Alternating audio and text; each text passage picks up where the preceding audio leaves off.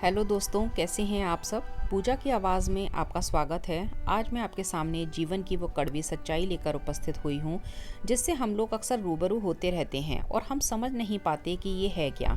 एक कहानी के माध्यम से आपको समझाने की कोशिश कर रही हूँ इस परिस्थिति को। अगर आप अपने जीवन से रिलेट करते हो तो आप सचेत हो जाएं, इसलिए आप 5 मिनट निकाल कर इस कहानी को एक बार ज़रूर सुनें। हो सकता है ये आपके किसी काम आ जाए। सुबह के 10:30 बजे थे। मैं भी अपना नाश्ता करके फ्री हुई थी, तभी घर की घंटी बजी। इस वक्त कोई आता भी नहीं, पता नहीं कौन होगा, सोचते हुए मैं गेट की तरफ बढ़ी। जैसे ही गेट खोला, सामने रिया खड़ी हुई थी। मैं उसको देखकर थोड़ा हैरान हुई और मैंने गेट खोलकर उसको अंदर बुला लिया। वो अंदर आ गई। आज मैंने उसको सालों के बाद देखा। मैं उसको कमरे में बिठाकर पानी लेने चली गई। उसको अचानक अपने घर पर देखकर मेरा मन शंकाओं से भर गया कि ये आज क्यों आई है, क्या बात हुई होगी, सब ठीक तो है इसके साथ। इससे तो काफ़ी टाइम से बात भी नहीं हुई, फिर अचानक से ये यहाँ। इतना सोचते हुए मैं पानी लेकर उसके सामने आ गई। मैंने उसको पानी दिया और वहीं ट्रे रखकर बैठ गई। उसकी हालचाल पूछने लगी। मैंने तो जैसे उस पर सवालों का बौछार कर दी। सब ठीक है, तू कैसी है, इतने दिनों बाद, घर पर सब कुछ सही है ना, बच्चे कैसे हैं।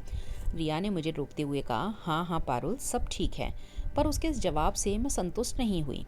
मैंने उसको कहा, रिया क्या बात है, तू परेशान है बहुत, तेरी शक्ल बता रही है। वो थोड़ा असहज हुई। मैंने उसको सहज करने को बोला, जो भी बात है तू खुलकर बोल। चल तू थोड़ा रुक, मैं चाय बनाकर लाती हूँ, तब बताना कि क्या बात है। यह बोलकर मैं चाय बनाने रसोई में आ गई। रिया भी मेरे पीछे पीछे रसोई में ही आ गई। मैंने एक तरफ चाय बनाने रख दी और प्लेट में नाश्ता लगाना शुरू किया। रिया ने मना किया, इसकी कोई ज़रूरत नहीं। मैंने उसको कहा, खाली चाय नहीं पीते हैं ना, और वो इस बात पर हंसने लगी। अब धीरे धीरे थोड़ी सहज हो रही थी। 2 कप में चाय छानकर ट्रे में नाश्ता लगाकर हम दोनों फिर से कमरे में आ गए। उसको चाय देते हुए मैंने बात वहीं से शुरू की तो वो थोड़ी संजीदा हो गई और उसकी आंखों में आंसू आ गए।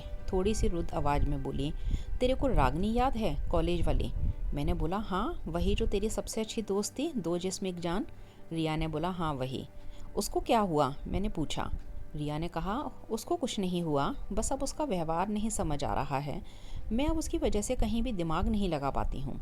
मैंने बोला, खुलकर बोल, ऐसे कुछ समझ नहीं आ रहा। तब रिया ने बताना शुरू किया कि कैसे रागिनी उसके साथ चालाकी से काम कर रही थी। रागिनी ने बताया कि कैसे वो हर वक्त अपने बच्चों और पति की बुराई करती, कैसे वो हर समय अपने सब रिश्तेदारों को कोसती, और जैसे ही मैं उसको समझाने की कोशिश करती तो वह मुझे गलत साबित कर देती, मेरी हर बात को काट देती। रिया ने मुझसे पूछा, बता पारुल, वो मेरी दोस्त है, जैसा वो बोलेगी मेरी भावना उन लोगों के प्रति वैसी ही तो बनेगी। और मैं उसके शब्दों से यही समझती कि वह बहुत दुखी है, और मैं बस यही सोचती रहती कि कैसे उसकी मदद करूं, कैसे मैं उसको इस हालात से बाहर निकालूं। पर पारुल, मुझे कभी उसके कर्म और शब्दों में समानता नहीं दिखी। कभी कभी लगता है मैं ज़्यादा नहीं सोच जाती क्या, उसको ज़्यादा तो नहीं बोल जाती। एक पल में सब उसके लिए बुरे बन जाते। वो तो वहाँ के हिसाब से बदल सकती है खुद को, पर मैं अपने आप को कैसे बदलूं। और उसको यह बोलो कि इतना तो चलता है तो कहती है, तू भी अब ऐसे बोलेगी तो कौन सुनेगा मुझे। हर बात में अस्पष्टता की स्थिति बनाई रहती है। मेरी समझ में नहीं आता कि मैं क्या करूं।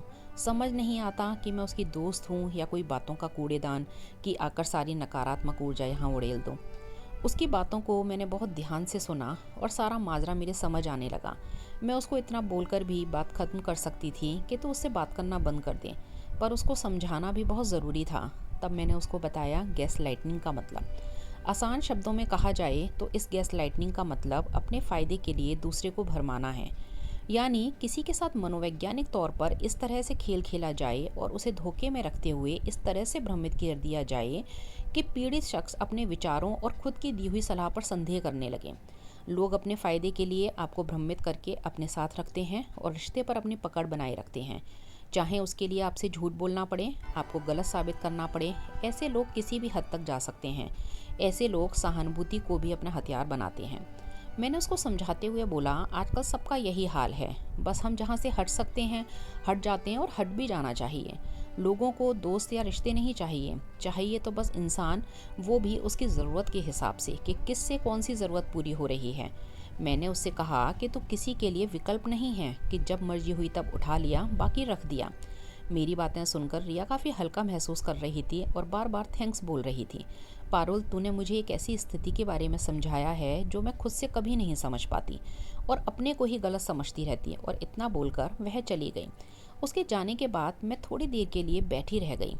दोस्तों, बस इतना ही सोचती रही, क्यों करते हैं ऐसा लोग? क्यों लोगों ने इंसान को उपभोग की वस्तु बना लिया है और भौतिकवादी चीज़ों से लगाव कर लिया है? ऐसा आपके साथ कोई भी कर सकता है। कभी कभी हम रिश्तों में फंसे रह जाते हैं और सामने वाला हमारा दुरुपयोग कर जाता है। तो अपने आप को नकारात्मक शब्दों का कूड़ेदान ना बनने दें, क्योंकि लोग आपको सुनाने के लिए ढूंढते हैं, समाधान के लिए नहीं। आपको मेरी कहानी कैसी लगी, एक बार ज़रूर कमेंट सेक्शन में बताइएगा। धन्यवाद।